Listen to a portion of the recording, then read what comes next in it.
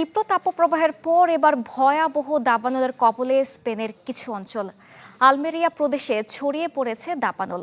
এতে নিহত হয়েছেন 12 জন, নিখোঁজ অন্তত 23 জন। সবচেয়ে বেশি ক্ষতিগ্রস্ত লস গালাদোস শহর। সেখানে বনাঞ্চলে ছড়িয়ে পড়া আগুন নিয়ন্ত্রণে মোতায়েন করা হয়েছে 150 জরুরি সেবাকর্মী। লস গালাদোসের মেয়র ফ্রান্সিসকো রেস জানিয়েছেন, প্রচণ্ড বাতাসের কারণে আগুন দ্রুত ছড়িয়ে পড়ায় নিয়ন্ত্রণে আনতে ব্যাগ পেতে হচ্ছে। দাবানল থেকে বাঁচাতে বেশ কয়েকটি এলাকায় বাসিন্দাদের সরিয়ে নেওয়া হয়েছে নিরাপদ স্থানে। এবারের দাবানলকে অঞ্চলটির ইতিহাসে সবচেয়ে ভয়াবহ হিসেবে অভিহিত করেছেন আন্দালুসিয়ার স্বাস্থ্য ও জরুরি বিষয়ক মন্ত্রী আন্তোনিও সানস। চলতি গ্রীষ্ম মৌসুমে ইউরোপ জুড়ে তাপমাত্রার নতুন রেকর্ড তৈরি হয়েছে। অস্বাভাবিক তাপমাত্রায় ফ্রান্স, স্পেন, যুক্তরাজ্য সহ বিভিন্ন দেশের জনজীবনে নেমেছে অস্বস্তি।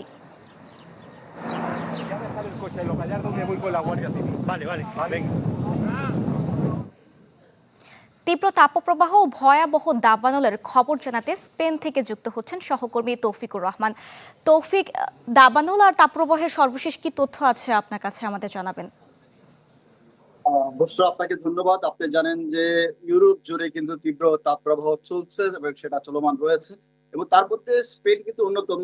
যে এই তাপপ্রবাহর দিক থেকে ইউরোপের যতগুলো দেশ আছে সবচেয়ে বেশি যেই ভুক্তভোগী দেশগুলোর মধ্যে এই স্পেন অন্যতম। তার মধ্যে আপনি জানেন যে স্পেনের দক্ষিণাঞ্চলের আন্দালুসিয়া এলাকার এই আলমেরিয়া প্রদেশের বিভিন্ন অঞ্চলে কিন্তু দাবানল ছড়িয়ে পড়েছে। আপনি জানেন যে এই দাবানলটাকে বলা হচ্ছে যে স্পেনের ইতিহাসে সবচেয়ে দ্রুততম এবং ভয়ঙ্কর এই দাবানল, যেখানে আসলে আপনারা জানেন যে 12 জনের ইতিমধ্যে প্রাণহানি হয়েছে এবং 23 জন কিন্তু নিখোঁজ রয়েছে।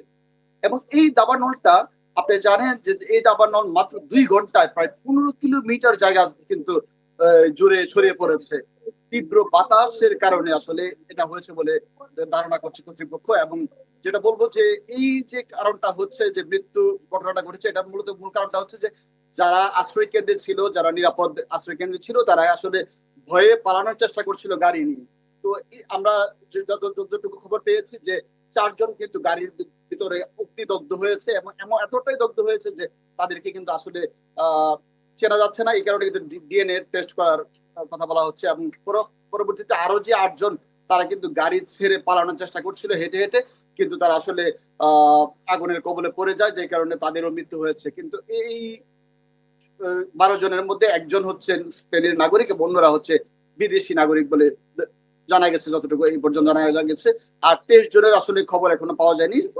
এখনো পর্যন্ত কিন্তু উদ্ধার কর্মীরা এই 23 জনের খোঁজ খবর করার চেষ্টা করছেন। এবং আমরা যেটা বলবো যে এর জন্য কিন্তু সরকার আসলে ব্যাপক কর্মসূচি গ্রহণ করেছে। এখানে কিন্তু সামরিক নিরাপত্তা ব্যবস্থার জোরদার করা হয়েছে, এবং আপনি জানেন যে 500-ও বেশি দমকল কর্মী কিন্তু ওখানে কাজ করছে আগুন নিয়ন্ত্রণে আনার জন্য, যদিও এখন পর্যন্ত আগুন নিয়ন্ত্রণে আনা যায়নি। আর আগুন লাগার যে বিষয়টা, এটা নিয়ে আসলে এখনো সঠিক তথ্য পাওয়া যায়নি। তবে ধারণা করা হচ্ছে যে ওখানে একটা বিদ্যুতের তার খোলা ছিল বা ছেঁড়া ছিল, ওই বিদ্যুতের তার থেকে অগ্নিমাদের শুরু হতে পারে বলে ধারণা করা হচ্ছে এ পর্যন্ত। কিন্তু বিদ্যুৎ কর্তৃপক্ষ বলছে যে আসলে এই তারটাতে আসলে কারেন্ট ছিল না।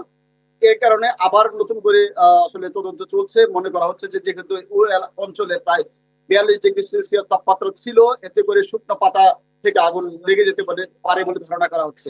এবং ওই দাবানল কবলিত এলাকা থেকে কিন্তু আসলে শত শত মানুষকে ইতিমধ্যে সরিয়ে নেওয়া হয়েছে, এবং আগুন নিয়ন্ত্রণে কিন্তু অসংখ্য দমকল কর্মী কাজ করছে। এবং তৌফিক, আপনাকে ধন্যবাদ।